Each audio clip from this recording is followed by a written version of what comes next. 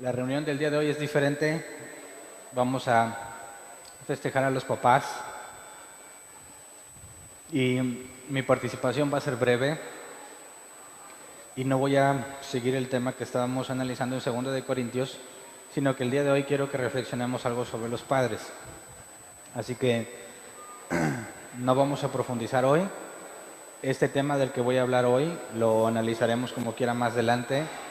Así que espero que me entiendan que voy a pasar por la superficie nada más y no me voy a adentrar a profundidad.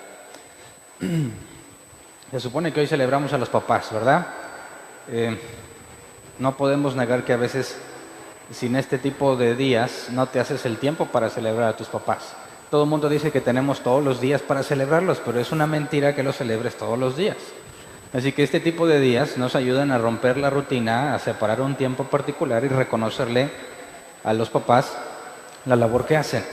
Así como en el Día de las Madres, aunque en nuestra cultura se hace más alboroto por las mamás que por los papás, pero eso tiene un mensaje muy cierto y profundo que debemos considerar. Es cierto que las mamás, sobre todo las mexicanas, son más sufridas que los papás, ¿verdad?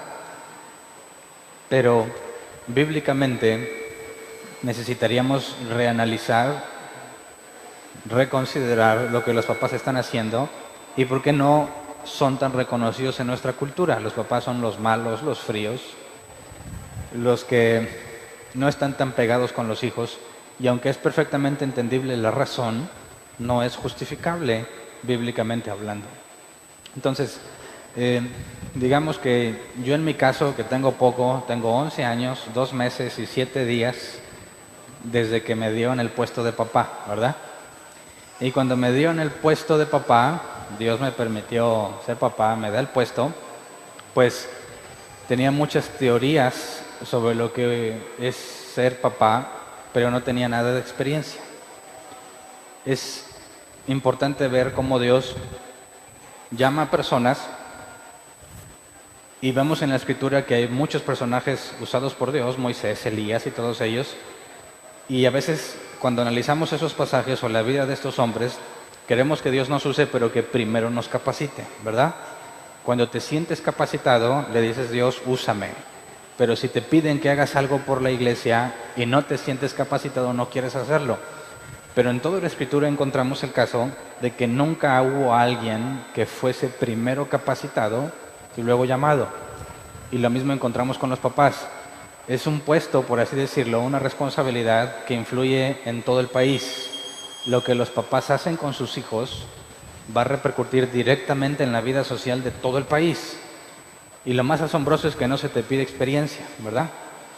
Nadie puede decir que tiene experiencia como papá y que ahora está listo para ser padre. Así que es un puesto muy importante al cual no puedes prepararte y no puedes tener experiencia en el sentido de haberte equivocado previamente para cuando te entreguen tus hijos no cometas los mismos errores. Entonces, antes de ser papá, y yo creo que todos los papás aquí se van a identificar conmigo si ya conocías a Dios, quizás algunos que no conocían a Dios llegaron a pensar algo similar, pero en mi experiencia personal yo pude presenciar innumerables casos de fracaso de padres de familia, ¿verdad? Tanto en mi casa como fuera de mi casa, tenía yo todo un repertorio, no debe de hacer esto, no debe hacer lo otro, ni esto, ni el otro, ni ser como fulano, como mengano. Tienes claramente, según nosotros, tenemos claro todo lo que no debemos hacer. Así que eso como que sientes que mínimo traes algo que te ayuda, ¿no? Algo que puedes usar en tu defensa para ser papá, algo que te puede calificar como un buen padre. Y si eres creyente, como en el caso cuando Dios me concedió ser papá, yo tenía ¿cuántos años? Para no equivocarme, porque luego le invento. 8 años de creyente. Y la Biblia y los maestros que tuve muchas veces dijeron, el trabajo de un papá es imitar a Dios, ¿verdad? El hombre es el representante de Dios en la casa. Tú solo enfócate en ser como Dios y asunto arreglado. Entonces tenía estas dos cosas, ¿verdad? Tenía toda la evidencia de lo que no debo hacer y la tarea de imitar a Cristo. y en cierta forma pensaba que era sencillo. No hagas lo que sabes que no debes de hacer y haz todo lo que sepas que Dios hace. Pero el problema es que a pesar de que parece sencillo, es más complicado de lo que uno se imagina. Porque cuando empiezas a ser papá, tienes la idea clara de las cosas que no debes hacer y que a veces, lamentablemente, terminas haciéndolas.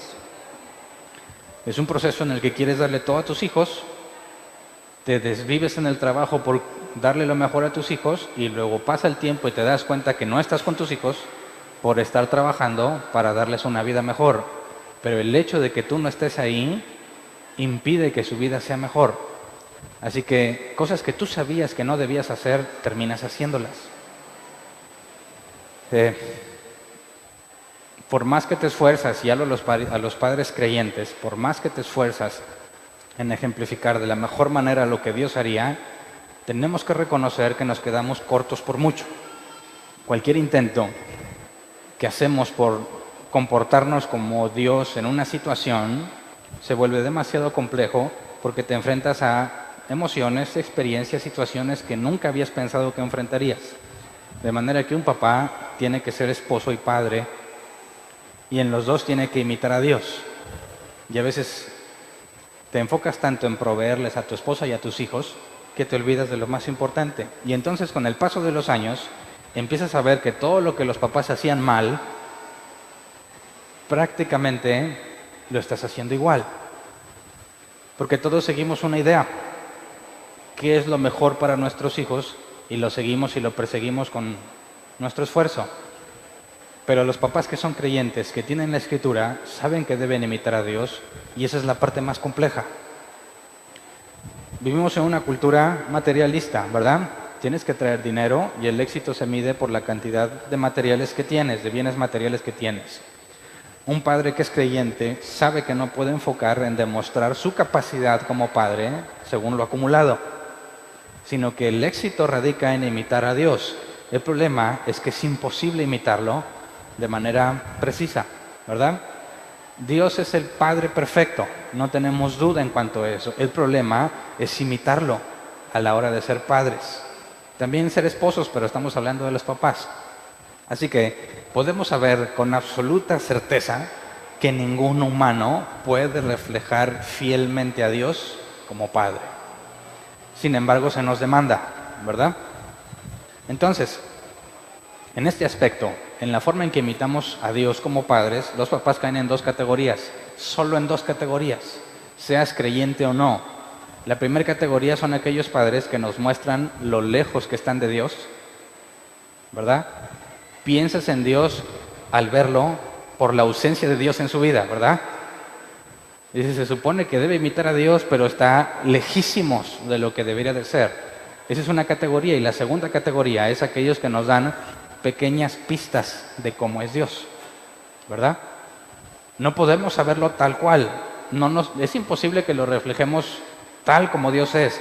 Así que lo mejor que se puede esperar de un hombre que con todas sus fuerzas lucha por imitar a Dios como Padre es que nos dé pequeñas pistas de lo que Dios es. Entonces, cuando los papás son creyentes, ese es el mejor de los casos, ¿no? Quieres que tus hijos conozcan a Dios a través de cómo los tratas tú, pero resulta tan difícil que lo más que puedes hacer con todo tu esfuerzo es darles una pequeña muestra de cómo es Dios. Y quizás eso sea motivo de frustración, y hablo a los padres creyentes. Si tú te enfocas en hacer lo mejor que puedes, tanto con tu esposa, porque de nada sirve que seas un buen padre si no eres buen esposo. Si quieres ser un buen padre, primero tienes que ser buen esposo. Y si tus hijos ven lo mucho que amas a tu esposa y todo lo que haces por ella, según la Escritura, tus hijos van a entender el amor de Jesús hacia la iglesia. Maridos, amad a vuestras mujeres como Cristo amó a la iglesia y se entregó por ella.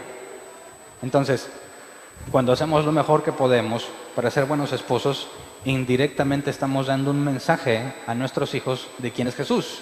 Cuando nuestros hijos lean que Jesús ama a la iglesia porque es su novia, en el sentido figurado del que nos habla, nuestros hijos deberían tener una idea clara de a qué se refiere.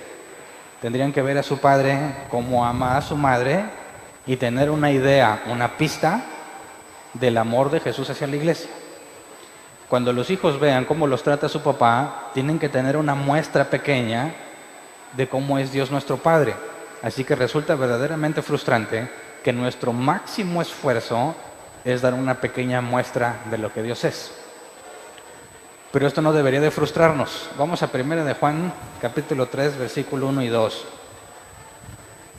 Porque nos dice algo que es importante que los papás entendamos, ya que no tuvimos experiencia previa que garantice resultados, ya que Dios no te entrevistó y te dijo, Hernán, ¿cuántos proyectos como padre has desempeñado y cuál fue el resultado? Decimos, no, Dios, no tengo nada de eso, pero tengo muy buenas ideas.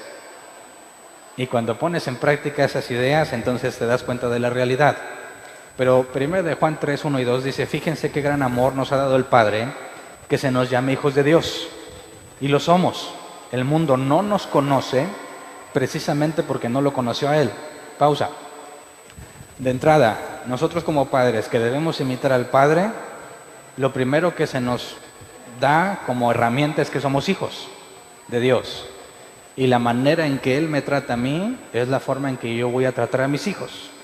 Un ejemplo claro. ¿Qué pasa cuando tu hijo quiere hacer algo que tú consideras inadecuado? Supongamos que tu hijo ya no está tan chiquito, está más grandecito, adolescente, se empieza a enfrentar a cosas de la vida de una perspectiva muy diferente, y tú como padre quieres evitarle el máximo los errores y los dolores que conlleva vivir en este mundo. Así que lo encierras en una burbuja de cristal, de manera que nada le pase y que nunca se exponga a algo malo. Cuando analizamos nuestra vida, ¿qué hace Dios contigo en este mundo y en esta vida? ¿Cuál es tu burbuja de cristal? ¿Alguno de los papás de aquí vive en una burbuja de cristal donde nada malo le llega? Claro que no. ¿Por qué si Dios no te ha dado una burbuja donde guardarte, tú pretendes ponérsela a tus hijos? ¿Me explico? Cuando te equivocas y te enojas con tu hijo porque se equivocó y te desobedeció, es normal que tengas resentimiento hacia él. Pero cuando tú te equivocas, ¿Dios se resiente contigo? No. Así que el primer paso que tenemos es la experiencia propia de ser llamados hijos de Dios. Y es un gran amor. Pero lo que dice, el mundo no nos conoce precisamente porque no lo conoció a Él. ¿Y de qué está hablando? El mundo me conoce, en el sentido de que las personas que no son creyentes, haciendo referencia a lo que el mundo refiere en este pasaje, todo aquello que no es de Dios, te conocen en el trabajo, te conocen tus vecinos, te conocen cosas buenas o cosas malas. Pero dice que el mundo no nos conoce porque no lo conoció a Él. Y luego dice el versículo 2, queridos hermanos, ahora somos hijos de Dios, pero todavía no se ha manifestado lo que habremos de ser. Sabemos, sin embargo, que cuando Cristo venga, seremos semejantes a Él, porque lo veremos tal como Él es. Entonces, ¿a qué se refiere con que no nos conocen? La palabra conocer es ginosco, conocer mediante experiencia personal. ¿A qué se refiere Pablo que el mundo, somos hijos de Dios, pero el mundo no nos conoce? Y hace referencia a que aún no se ha manifestado lo que habremos de ser. Quizás para entender esto, tendríamos que irnos a un escrito de Pablo. Vamos a Romanos 7, 15 al 24. Romanos 7, 15 al 24. Y todo padre de familia que ha hecho su mejor esfuerzo por hacer las cosas correctas, se va a identificar con esto que Pablo escribió. Dice, no entiendo lo que me pasa, pues no hago lo que quiero, sino lo que aborrezco. Ahora bien, si hago lo que no quiero, estoy de acuerdo en que la ley es buena, pero en ese caso ya no soy yo quien lo lleva a cabo, sino el pecado que habita en mí. Yo sé que en mí, es decir, en mi naturaleza pecaminosa, nada bueno habita. Aunque deseo hacer lo bueno, no soy capaz de hacerlo. De hecho, no hago el bien que quiero, sino el mal que no quiero. Y si hago lo que no quiero, ya no soy yo quien lo hace, sino el pecado que habita en mí. Así que descubro esta ley, que cuando quiero hacer el bien, me acompaña el mal. Porque en lo íntimo de mi ser me deleito en la ley de Dios. Pero me doy cuenta de que en los miembros de mi cuerpo hay otra ley, que es la ley del pecado. Esta ley lucha contra la ley de mi mente y me tiene cautivo. Soy un pobre miserable. ¿Quién me librará de este cuerpo mortal? Entonces, yo no sé si te ha pasado, pero creo que a todos los padres idealizan algo que quieren hacer el día de hoy, y hoy es el Día del Padre, ¿verdad? Así que los papás, bien o mal, tienen idealizado lo que va a pasar hoy, ¿verdad? Ya sea que van a ir a comer a la casa del papá, a la casa del abuelo, van a llegar las visitas, idealizas lo que va a suceder. A veces es inconsciente. Y cuando llega la hora de la hora, uno de tus hijos no vino, alguien a la mera hora canceló, o el que iba a traer los tacos se le olvidó, y algo de lo que tú habías visualizado no se realiza. Y entonces te enojas, te sientes, te frustras, y lo bueno que querías hacer, ya no pudiste hacerlo, porque algo dentro de ti te arruinó lo que tú tenías visualizado. Es como organizar un día de campo, y al llegar el día de campo te das cuenta que se te olvidó la comida. Y dices, no, o sea, esto no sirve. Tú querías hacer algo bueno, querías pasar tiempo con tus hijos, pero una situación no planeada fácilmente te lo arruina. Y llegas a esta conclusión, lo bueno que quiero hacer, no lo hago. Y lo malo que no quería hacer, termino haciéndolo. Esta es la naturaleza de cualquier padre de familia, sea creyente o no. Cualquier padre de familia que quiera hacer las cosas correctas. Entonces, Pablo expresa en muchos sentidos cuán miserable es. Porque si somos creyentes y queremos reflejar a Dios, nos vamos a dar cuenta que es imposible, en la gran mayoría de los casos, hacer eso bueno que teníamos planeado. ¿Verdad? Quizás hoy hayas tenido planes, tengas planes, y si tienes niños chiquitos, tú sabrás que o se pelean, o se caen, o alguien le quita algo al otro, le dijeron algo, se hace una lloradera, una peleadera, y es imposible disfrutar el día. Son cosas no planeadas que te arruinan el día, pero tú tienes la capacidad de poder adelantarte a ese tipo de cosas y conocer por medio de la Escritura de que eso es normal. Y el tiempo que dijiste, voy a estar con mis hijos y vamos a estar felices y contentos, y luego volteas a verlos llorando, peleándose o raspados, dices, no se pudo. Pero si tú piensas que eso te descalifica como padre, que eso te frustra y te lleva a la conclusión que no tiene sentido esforzarte por tratar de imitar a Dios, estás equivocado. Porque esto es parte de la vida diaria de cualquier creyente, principalmente de un creyente, que sabe que debe imitar a Dios, lo encuentra en la Escritura, pero es incapaz de llevarlo a la práctica muchas veces. Así que, 1 de Juan 3, otra vez, versículo 1, dice, fíjense qué gran amor nos ha dado el Padre, que se nos llame hijos de Dios, y lo somos. El mundo no nos conoce precisamente porque no le conoció a Él. Y es aquí donde empezamos a amarrar cabos. ¿Cómo es que el mundo no te conoce? Internamente, dijo Pablo, me deleito en la ley de Dios, pero por fuera termino haciendo lo que no quiero. Así que el mundo, aquellos que no conocen a Dios, ¿realmente te conocen? ¿Realmente saben cómo eres por dentro, pero que es imposible de reflejar hacia afuera? El mundo, como no ha conocido a Dios, y ahorita explico esa parte, no puede entender ni conocer lo que pasa dentro de ti. Muchas veces ni nuestras esposas, ¿verdad? Quieres hacer las cosas bien, terminas haciéndolas mal, pero realmente dentro de ti querías hacer lo correcto. Alguna circunstancia te lo impidió, lo arruinaste o te lo arruinaron. Pero cuando dice que el mundo no te conoce porque no ha conocido a Dios, implica que los que conocen a Dios te conocen. Cualquier persona que conoce a Dios tiene la misma lucha interna que tú, de manera que puede decir, yo te conozco, yo sé que la has regado mucho, yo sé que lo bueno que quieres hacer no lo haces porque me pasa exactamente lo mismo. ¿Me explico? Aquellos que han conocido a Dios tienen exactamente la misma lucha que tú, y por eso pueden decir, te conozco. Sé que por dentro está el Espíritu Santo diciéndote qué hacer, pero tu carnota no te deja. Entonces, el mundo no te conoce porque no vive lo mismo que tú. No sufre lo mismo que tú, ni se esfuerza por imitar al Padre como tú, porque es imposible para ellos, porque el Espíritu Santo no está en ellos. Pero eso no nos hace superiores, ¿verdad? Eso nos hace conscientes de lo pecadores que somos. Y que si yo le preguntara a mi hijo cómo es Dios, va a buscar en su memoria cómo soy yo con él. Y va a tratar de interpretar quién es Dios en base a eso. Y es muy peligroso. Porque si yo le digo que le voy a dar algo y no se lo doy, cuando le digan que Dios ha prometido cosas y que es tu Padre, ¿qué va a concluir? Si Dios es mi Padre, como el Padre que Dios me dio, y Dios ha prometido algo, ¿qué espero que mi Padre haga? Que cumpla. Y si no cumple, me es muy difícil ver o entender que Dios es un Padre para mí. Porque la imagen que tengo de mi Padre no se parece a Dios. Y eso es un problema que todos los padres tenemos, ¿sí o no?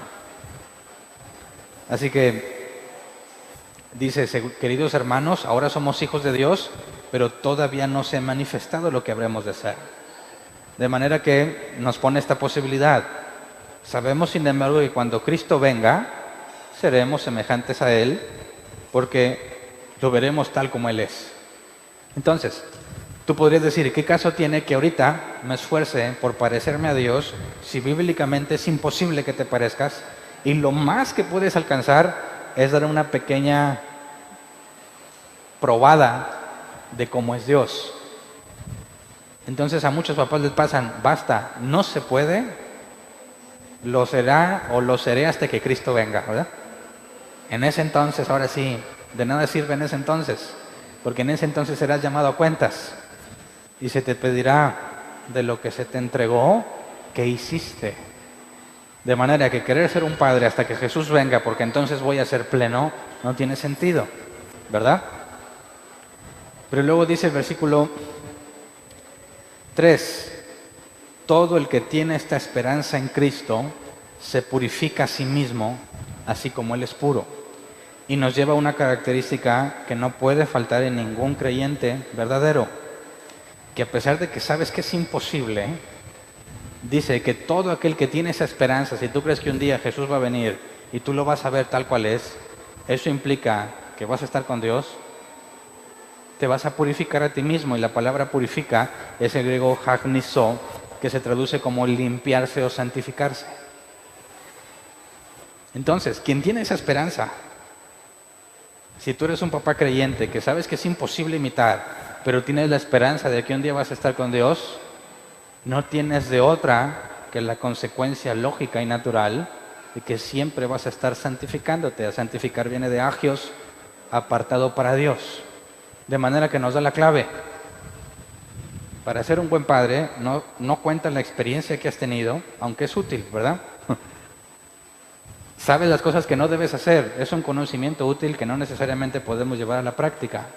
Pero el santificarte a ti mismo continuamente es lo único que tenemos para avanzar en nuestras vidas y cada vez más darle pistas claras a nuestros hijos de quién es Dios. Cualquier papá que realmente se ha esforzado en ser un buen papá entiende perfectamente lo frustrante que es no poder serlo. Y digamos que es tu responsabilidad primordial, al grado de que si no sabes tener en orden a tu familia, no puedes servir a Dios en la iglesia. Así que cualquier persona que quiere servir en la iglesia tiene que saber que su principal prioridad es su familia. Eso no implica que vas a servir hasta que arregles tu familia. Eso implica una doble presión. Tienes que servir porque el siervo inútil será echado fuera. Ninguna persona le podrá decir a Dios, estuve tan ocupado en las cosas de mi familia que no tuve tiempo para servir. La parábola de Jesús es clara. ¿Qué va a decir? Átenlo y échenlo fuera con los incrédulos. ¿Por qué? ¿No es más importante la familia? Sí, pero es indispensable servirle a Dios. De manera que tienes doble presión. Tienes que estar sirviendo y tienes que tener en orden tu familia. Y según la Escritura, ¿cómo se lleva a cabo entonces? Cualquiera que tenga esta esperanza se santifica a sí mismo. De manera que es un proceso gradual, ¿verdad? Cada vez más debemos parecernos a Jesús, cada vez más. Y no todos en la misma medida, ¿verdad? Algunos batallamos más en algunas áreas que otros, pero la señal indiscutible es que cada vez te debes parecer más. Luego vamos a 1 de Juan 2, 28 y 29. Y ahora, queridos hijos, permanezcamos en Él para que cuando se manifieste podamos presentarnos ante Él confiadamente, seguros de no ser avergonzados en su venida. Si reconocen que Jesucristo es justo, reconozcan también que todo el que practica la justicia ha nacido de Él. Y aquí te hago una pregunta para entender este pasaje. ¿Será justo que tus hijos, más bien, será justo que hagas el máximo esfuerzo por reflejar a Dios a tus hijos? ¿Será justo que ellos tengan un padre que hace todo lo posible por hacer lo correcto? ¿O será justo que digas, no se puede y dejo de intentarlo? ¿Dónde está la justicia? Tus hijos justamente merecen que hagas todo lo que esté a tu alcance humanamente hablando para reflejar al Dios de la Biblia. Y cuando te esfuerzas en hacer justicia, es lo que dice aquí, todo el que practica justicia ha nacido de Él. Así que el que es padre y es creyente tiene consuelo. Seremos juzgados por nuestras obras, se nos demandará cuentas. Tenemos que parecernos a Dios, pero de forma gradual, haciendo justicia día a día. Si no te esfuerzas, si no haces lo máximo a tu alcance, mandas una señal clara. No eres de Él, no has nacido de Él. Y jamás vas a poder caer en la categoría de los que dan pistas. Más bien, caes en la categoría de aquellos que nos enseñan cuán alejados están de Dios. Así que cuando viene el Día del Padre, todos tenemos la tendencia a repetir un sábado o un domingo, según el día que descansa. Los que trabajan de lunes a viernes y el sábado es el primer día de descanso, sienten como si se lo merecieran, ¿verdad? ¿Sí o no? Llegó el sábado y me lo merezco. ¿Basado en qué? ¿Cuál es el criterio para determinar si te lo mereces? Quizás qué tan cansado estás, desde tu perspectiva qué tanto trabajaste, pero sigue siendo tu perspectiva nada más. Si fuéramos fríos y le dijéramos a tus hijos qué tanto se merece tu papá que lo celebres, encontrarías muchos comentarios muy interesantes, ¿verdad? Así que no seamos hipócritas. Como padres creyentes no podemos darnos el lujo de pensar que nos merecemos algo sin tener la evidencia de aquellos que nos ven todos los días, aquellos a quienes tratas todos los días. Ellos son la evidencia del trabajo que estás haciendo. Entonces no caigamos en el juego del mundo. Hoy es Día del Padre y desaparece toda la historia de nuestro Padre y nos acordamos solamente de hoy. No hagas eso, de nada sirve. Analicemos los papás qué hicimos todo un año y considere los resultados. ¿Cierto? La Biblia dice, Salomón dijo, que el sabio tiene presente el día de su muerte. No es ese que dice, no, pues ya me voy a morir, soy un cucaracho viejo, nadie me quiere, ojalá me muera ya y Cristo venga por mí. No. El que contempla el día de su muerte es aquel que sabe que quizás este día es el último. Y si hoy no hice lo mejor que pude y Dios me manda cuentas, ¿qué voy a decir? Y si mañana amanezco y tengo otro día, entonces ese día puede ser el último. De manera que siempre tengo presente el día de mi muerte, para que con el día que se me ha concedido haga lo mejor que pueda al respecto, porque quizás mañana me llame a cuentas, ¿verdad? El papá que dice, cuando estén más grandes voy a estar con ellos, cuando me aumenten el sueldo voy a estar con ellos, cuando ya sea el gerente voy a estar con ellos, cuando este negocio funcione voy a estar con ellos. ¿Sabes qué? Un día te va a sorprender la muerte y no tendrás nada para rendir cuentas a Dios, porque estuviste esperando el día en que serías feliz. Estuviste esperando el día en el que harías lo que te corresponde. Pero, necio, no sabes cuándo llegará ese día. Pero si Dios te dio hoy, entonces ¿para qué esperar mañana? Hoy haz lo que te corresponde como padre. Hoy haz lo que puedas por imitar a Dios. Hoy santifícate. Apártate de las cosas que el mundo hace. Y no estoy hablando de tu compadre el borracho, aunque también, ¿verdad? Estoy hablando de las cosas que normalmente la gente hace, la gente que no conoce a Dios. Se te olvidó la comida del picnic, te enojas, ¿verdad? Eso es muy del mundo, ¿no? ¿Qué hizo Jesús cuando no tenía comida en el desierto? ¿Qué hizo? Toda la gente que no tenía comida, Jesús se la proveyó, ¿cierto? ¿Qué haces si tus hijos se enojan, se pelean, lloran, te arruinan el momento? ¿Qué se hace? ¿Qué hace el mundo? Se enoja, avienta el mugrero, ya esto no sirve, y se la pasa el día enojado. Santificarte es hacer lo opuesto. Es encontrar el lado bueno en el que quizás es tu último día. Y te aseguro que no querrías el último día de tu vida pasártela amargado. Te amargas porque piensas que mañana es seguro. De manera que muestras que no hay sabiduría, ¿cierto? A eso se refiere santificarse. No digas, no vieja, hoy no vamos con tu mamá porque son del mundo. Hoy no vamos allá porque son del mundo y me tengo que santificar. No está hablando de eso. Debe de haber una clara diferencia entre un padre cristiano y un padre no creyente. Los dos se enojan, ¿verdad? Hay un caso que me gusta mucho explicar para hacer clara la diferencia entre un papá creyente y un papá que no es creyente. Un papá se levanta en la mañana, tiene mucha presa para ir a la junta en su trabajo y por X razón su esposa se le olvidó preparar algunas cosas que lo retrasan. De manera que por el error de su esposa, él va a llegar tarde a su junta de trabajo. Se molesta, le grita y se va enojado. Eso lo hace un papá creyente y un no creyente.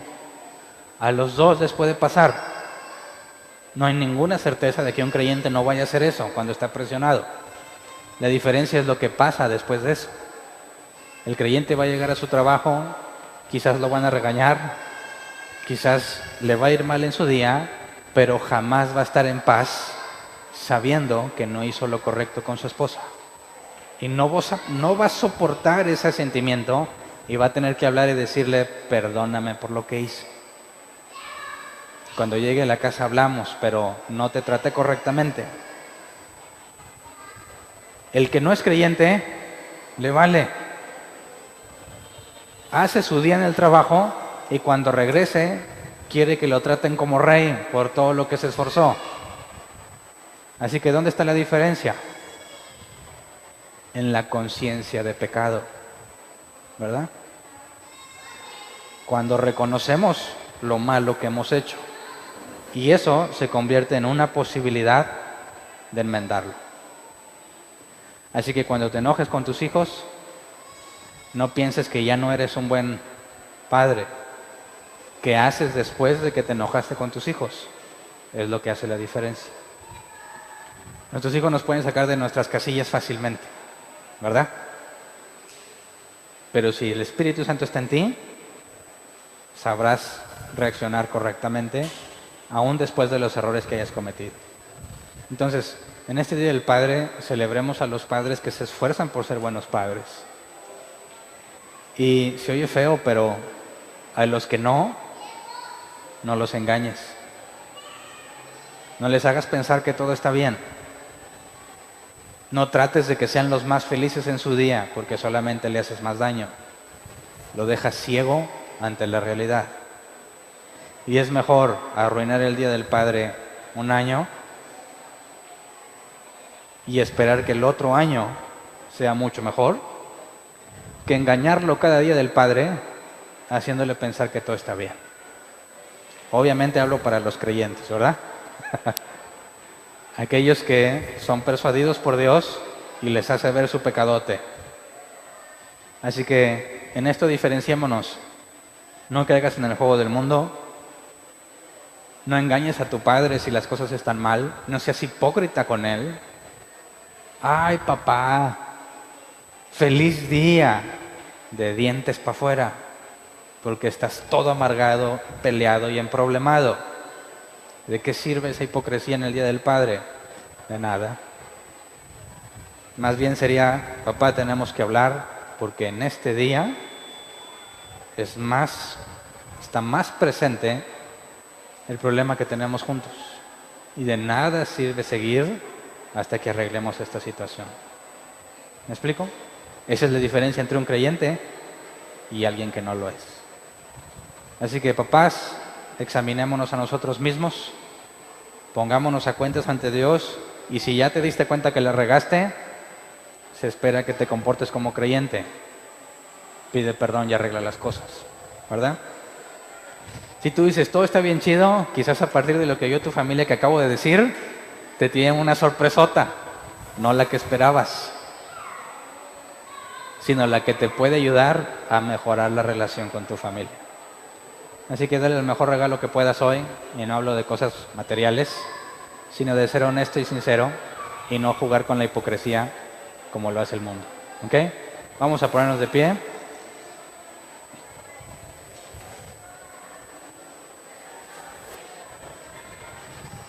Pidámosle a Dios que nos conceda, si eres papá, que te conceda arreglar las cosas que hemos hecho mal, porque todos aquí hemos hecho algo mal, ¿verdad? No hay ninguno aquí que pueda tirar la piedra en ausencia de pecado. Así que lo primero que debemos pedir, papás, es la capacidad de ver nuestros errores. Y segundo, pidamos papás de veras entre nosotros. Nuestro país los necesita urgentemente. Papás de veras, bíblicamente hablando. Padres que no ven por sí mismos. Padres que no piensan en sí mismos, sino que se entregan por su familia como Jesús se entregó por la iglesia. Y que vamos a orar, Señor. Primero, los que somos padres, reconocemos nuestra enorme falta de capacidad. Reconocemos que nos hemos quedado muy cortos del estándar al cual debemos llegar. Reconocemos que hemos dado un pésimo ejemplo en algunas situaciones en las que tuvimos oportunidad de mostrar cómo eres tú. La desaprovechamos y mostramos quiénes somos nosotros. Y de nosotros no proviene nada bueno. Así que, Señor, en este día te pedimos que no nos dejes engañados. No permitas que en medio del festejo y la celebración pase desapercibido nuestros errores, sino que concédenos la oportunidad de enfrentarlos con nuestros hijos si los hemos herido, si hemos hecho las cosas mal. Concédenos ver por medio de tu Espíritu Santo dónde está nuestro error, y por medio del mismo Espíritu Santo guíanos a poder arreglarlo. Si nuestras esposas no las hemos tratado como debemos de hacerlo, estamos dando un ejemplo equivocado a nuestros hijos. Estamos siendo malos padres para con nuestros hijos. Así que también en nuestro matrimonio, enséñanos a hacer las cosas como te agradan, a resolverlos de la mejor manera, y en medio de todos los errores que hemos cometido, danos sabiduría para restaurarlos en la medida de lo posible. Y Señor, si entre los padres nos proponemos eso y te lo pedimos, tu palabra dice que si pedimos conforme a tu voluntad nos será hecho.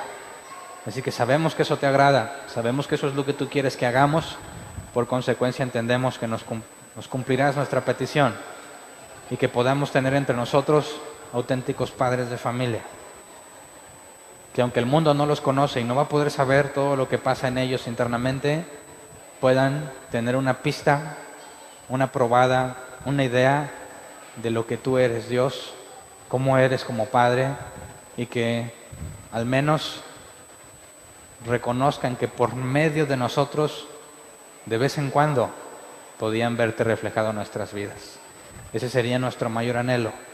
Sabemos que jamás podremos reflejarte al 100%, pero si en la medida que nos concedas, en pequeños detalles y en pequeñas probadas, podamos mostrar, no nada más a nuestras familias, sino al mundo, quién eres como Padre, que eres un Padre confiable, que sabe lo mejor para nosotros y que estamos seguros en tus manos.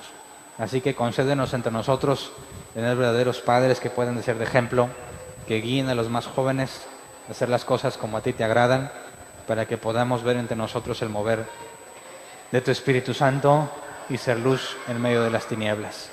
Gracias por todos los papás que están aquí. Gracias porque sé que tú vas a obrar en ellos, que no los vas a dejar en paz si hay un problema que resolver. Y concédenos consuelo, que estés con nosotros en todo momento para hacer lo que corresponde como padres. A ti sea la gloria y la honra por todo lo que vas a hacer entre nosotros. Gracias. Amén. Pueden sentarse.